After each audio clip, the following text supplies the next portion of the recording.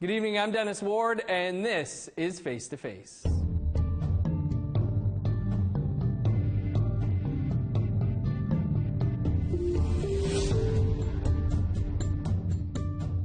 Our guest this week is Anishinaabe MC singer-songwriter Leonard Sumner.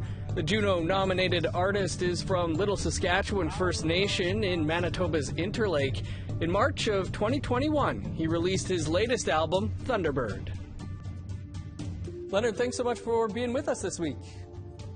Thank you for having me.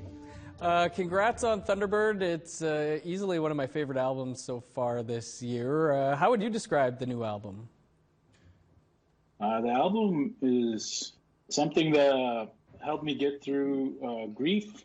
So it's, just part of my artistic journey that I needed to take. It goes back to the hip-hop roots that I started in, and evolves also into a little bit of R&B, which is something that I kind of strayed away from for a few years, playing more folk style mixed with hip-hop. This one is more hip-hop based and goes back to where I started in music. Some of those songs, like you say, deal with grief. They deal with loss, the child welfare system. These seem like some pretty personal songs. Yeah, I grew up in Little Saskatchewan First Nation, and I worked in the school for many years. And I've seen firsthand what what they call the welfare system does to families, and I've had families that also work within it as well, so it's a very complicated issue. I'm just trying to address root issues in the lyrics and tell a story and be excellent at what I do as well. You mentioned Little Saskatchewan First Nation, and there's a song on the album called Flooded. And for those who don't know, Little Saskatchewan was one of 4 First Nations that in Manitoba's Interlake that was flooded out a decade ago now. Crazy to think it's already been a decade. How has that had an impact on your music and you as a person? I guess the main thing is it uprooted me from the reserve.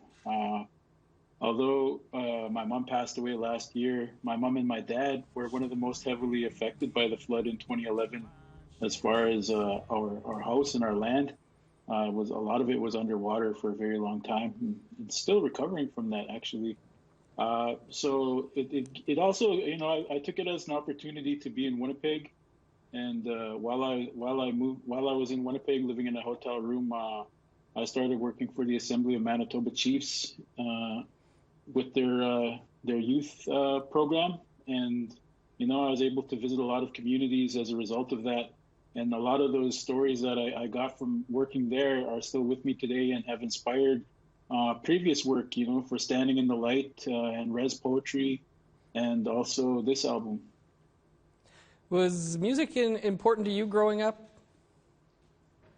It wasn't. I don't come from a musical family. None of my relatives really that I grew up with played music, other than distant cousins. But it was never something that was really in the house. So the only thing we could play was the radio, basically, growing up. But music is influential in many different cultures, and First Nations are no exception. And I grew up listening to a lot of oldies and country music, and as I got a little bit older, I listened to a little bit of hip hop. So definitely, it's been something that has influenced my outlook on the world, and definitely has also given me an opportunity to see the world and give me a new perspective on life, and a better perspective on how important it is to travel with your own culture as well. Well, we have musicians on the show quite often, and a lot of them talk about how there was always music in the house, instruments all over the place. I think I read you taught yourself how to play guitar. Is that the truth? Yeah, I was living in Brandon when I started teaching myself how to play guitar. I was going to Assiniboine Community College, and that's when YouTube was first coming around. And I bought myself a guitar chord Bible, it was called, and it's just pages and pages of chords. And I started just strumming and teaching myself how to play in the evenings when I didn't have too much to catch up on. So yeah, it was definitely something that didn't come easy for me. It was very difficult for me to get where I am just as a basic player. And I don't really still understand a lot of the concepts of it, but I understand how the chords work together, and that's kind of the this where I take it from. It's easy to write basic things and understand the structure, but if you ask me to identify like notes and stuff like that, I'm gonna have a little bit of difficulty. I don't think most listeners could identify that either, but it sounds great. You mentioned your music covers a lot of genres: hip hop, country, folk. I notice streaming services have a hard time sticking you into a genre too, depending on the album. What was some of the music that you grew up listening to? I grew up listening to a lot of the classics. I grew up listening to Johnny Cash, Dwight Yoakam. For hip hop, I listened to a lot of Tupac and Biggie. And then my mom used to listen to KY58, which was an oldie station based here in Winnipeg. They played a lot of Motown and stuff like that. So I have a very big influence as far as things to choose from. I would say the two biggest ones are definitely folk and hip hop and country, which is something that's catchy but also oftentimes has a message, especially with the hip hop and the folk. Love all three of them myself. I listened to a lot of country growing up and then didn't for about 15 years there, but coming back around to it. What are you listening to now? What are some of the artists now that are inspiring you in the music you're making? I feel like locally there's a lot to listen to in the Indigenous community. There's so many influential artists out there that are making a bigger name for themselves now, and it's very good. Locally right now, I really like Sebastian Gaskin. He's really doing a good job, and he's got a lot of help and momentum behind him.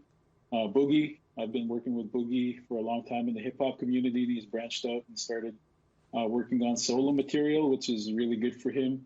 I like Sonia Ides, Andrina Turen, people I kind of grew up with in the industry of music here in Winnipeg, and it's its own little community. But there's Richard Inman. There's a lot of great musicians out there, and I feel bad if I don't list them all. So I'll stop right there. Understandable. Your albums have garnered critical success. You won an Indigenous Music Award for Best New Artist after Res Poetry, and were nominated for a Juno for Standing in the Light. But what's the type of feedback that you get from the listeners? As we said, these are pretty personal songs, but I think the message in a lot of them can really hit home for a lot of people. I think that's where, the music makes the most impact. It makes the most impact for you personally when you're on stage accepting an award.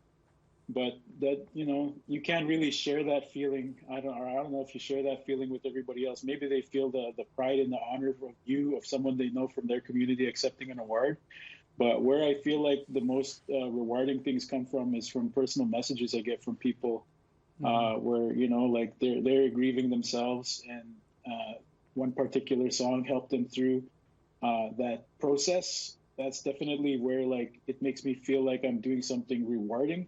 It makes me feel like I'm doing something that's beyond myself, and it keeps me humble as well, because there's a lot of times where you feel like you want to just stop making things that are so emotional and so personal and just make a little bit something that's more for entertainment or for fun, which is also very good, but that's not been my gift in music. I've always been someone that worked out of grief for whatever reason it may be, and I think that's part of my gift, is to help people get through that. And that's the most rewarding thing for me, is when somebody sends me a personal message and they tell me that this song really helped me get through a difficult time. Well, like I said, I think the songs on this album will definitely go a long ways in doing that too. Leonard, you mentioned being on stage, and we're going to talk about, I guess, the lack of being on stage. We just got to step aside for a quick break, and then we'll continue the conversation here on Face to Face with singer-songwriter Leonard Sumner. Stick around.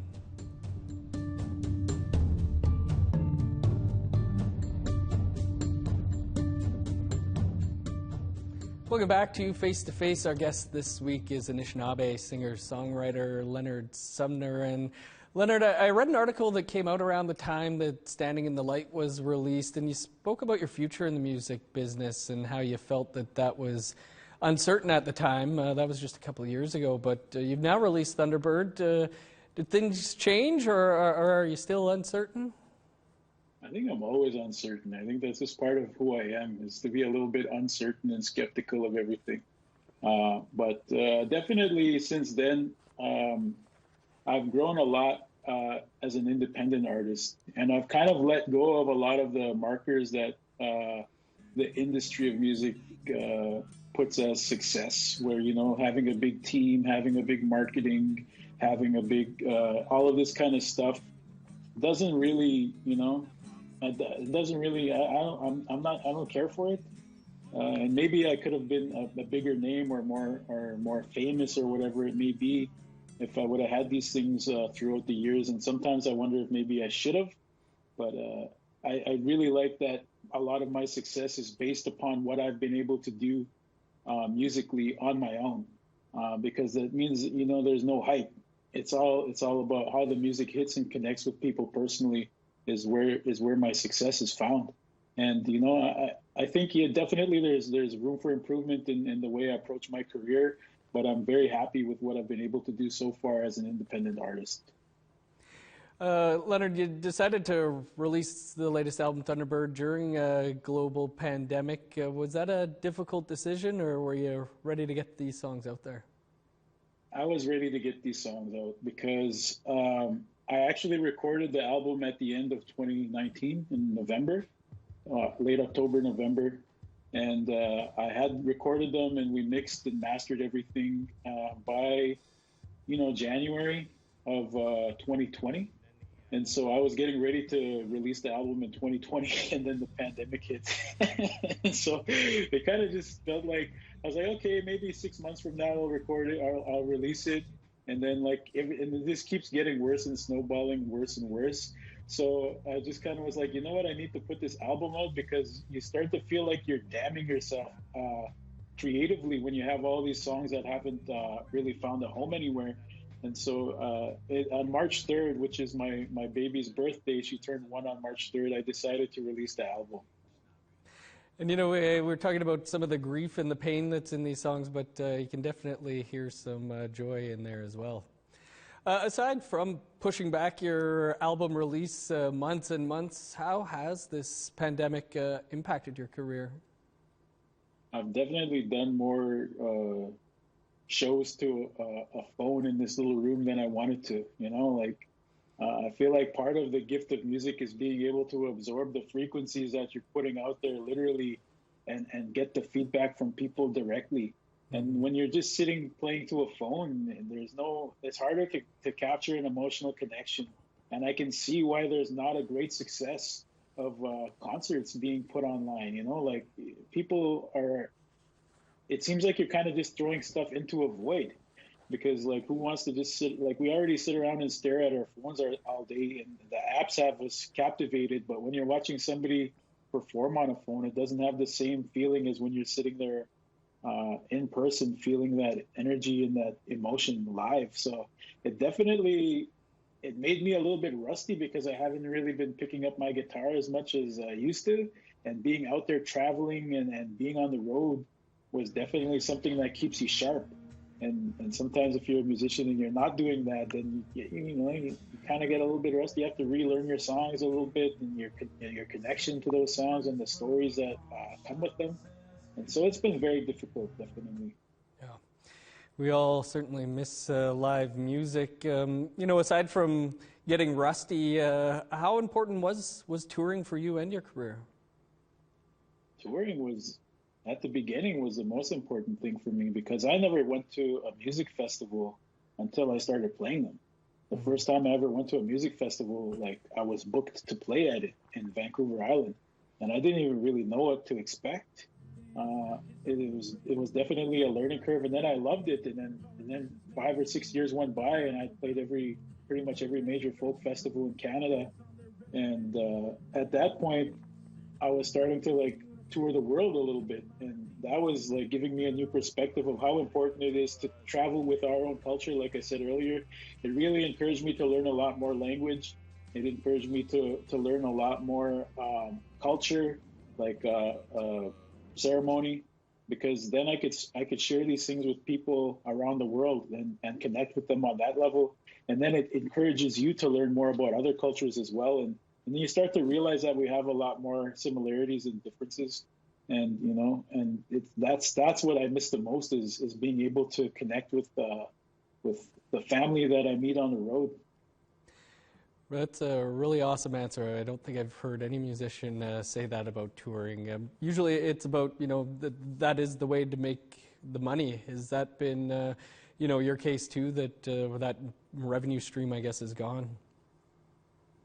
The revenue stream of that is gone. A lot of First Nations musicians have been making money, I find, getting royalties. If you could get played on Sirius XM, there's some good money to be made there. I think that's been keeping a lot of people afloat in the pandemic, is being able to get that channel 165 on Sirius XM. If you can get your song on there, you can make some money to keep your family afloat, which is a very beautiful thing, especially in a time where we can't travel. I think a lot of people, actually, some people prefer this because traveling it does wear you out. And you do get jaded, and you do feel like, I don't want to get on another plane, and I don't want to do this or that, because that's all you've been doing for the past 5 years sometimes, is getting on the next plane and going to the next show. And so it might have been giving people an opportunity to reconnect with themselves and take some time for yourself, and then, you know, but I feel like now people are really starting to miss being around others in the community. You mentioned, you know, how it's not great to watch a show on your phone, yet we're so desperate for shows we do it anyways. You've been part of some streaming events. How do you find those with, you know, no audience connection? I personally don't like them. I don't like them at all. It's not the same for me. I'm one of those artists that you have to see live. I feel like my music has never really translated to a recording properly, and you know, like some people, if you see them live and it doesn't sound like the recording, it kind of like, it's like, it was disappointing. But for me, like, I feel like people hear my recordings and they have somewhat of a connection to it, but when they get to see it live, that's when they get to feel it fully. And not being able to have that as my main part of my musical arsenal has really, I feel, taken away from myself, and then of course everybody else, like, because then, like, I don't enjoy it as much staring into my phone as I do being in a room, whether it's 3 people or 300 or 3,000 people. At least you get to have that emotional connection, and like when the song's done, like, you get to resonate with that a little bit. But this, you're onto your Instagram or your Facebook, you know what I mean? Like, you don't get to take any of that in. So I don't really like it, but of course I do them because it's necessary for me to make a little bit of income, you know, like to supplement that the live show has gone away. Are you concerned about the future of this industry, given the pandemic and what's already been taking place over the years with streaming and all of that? I'm not so much concerned about the industry of music. I feel like it's an evolving art, and it's going to continue to be an evolving art, and it'll find a way to create new life for itself. Because the younger artists, they might enjoy doing online concert more than doing a real one. Like, I'm not sure. I've been brought up where the live show was very important, and now maybe these next generations won't find that as much, and they'll be able to connect with each other on different levels. And speaking of streaming, like I said, Leonard's just released his 3rd album, and he already has an Apple Music Essentials out there. So, Leonard, we got to step aside for one more quick break, and then we'll continue the conversation here on Face to Face with Anishinaabe singer-songwriter Leonard Sumner. Stay with us.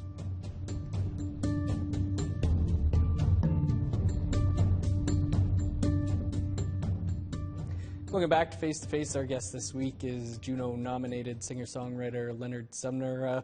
Leonard, in the past year, you were part of the show Amplify, which aired on APTN and was a platform for artists to share their ideas about topics close to their heart. And in your episode, you reflected on the verdicts in the trials and the deaths of Colton Bushy and Tina Fontaine. Why was that something you wanted to use that platform for? I feel like it's important to have a message in music, and that it was going to air on APTN, which is Indigenous People's Television. You know what I mean? Like we get to at least see our side of the story being explained, and I feel like to create the song, it gave me a little bit of justice for them, to let them know that they did, like, their lives were not in vain, that somebody still cares enough to think that they deserve justice, which a lot of our communities, everybody in our communities do, and a lot of the non-Indigenous communities do as well. And I think we know, like, it's important to speak out against injustices, and especially when we're speaking about our young people losing their lives.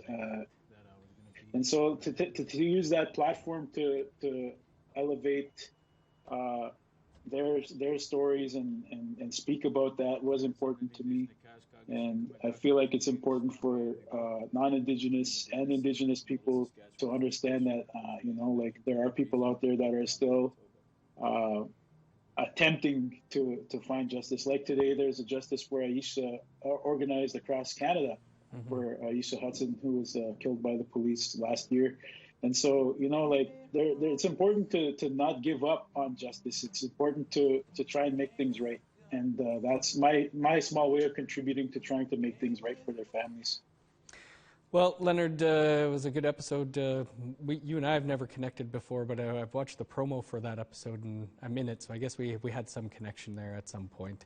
We're all out of time, but I really do appreciate you taking some time for us here today. And again, congrats on the new album, the new baby, and hope it all goes great for you.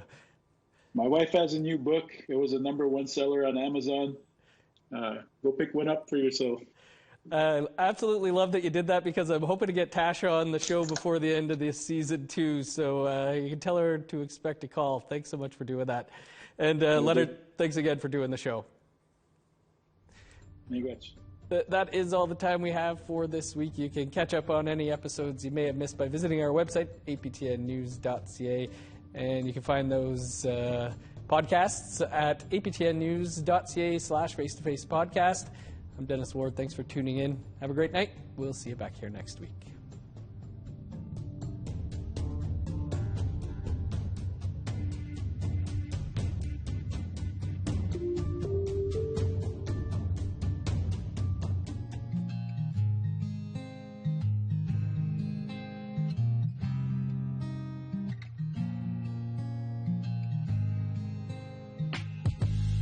Came in road.